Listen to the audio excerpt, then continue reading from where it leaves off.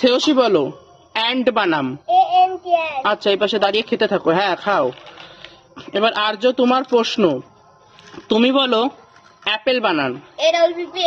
আচ্ছা শ্রেয়সী চলে যাও, আর্য এখানে খেতে থাকো এক পাশে। হ্যাঁ নিকিতা তুই বল ভারতবর্ষ বানান বল। কোন, হ্যাঁ ঠিক আছে, যা চলে যা। নিকিতা খা।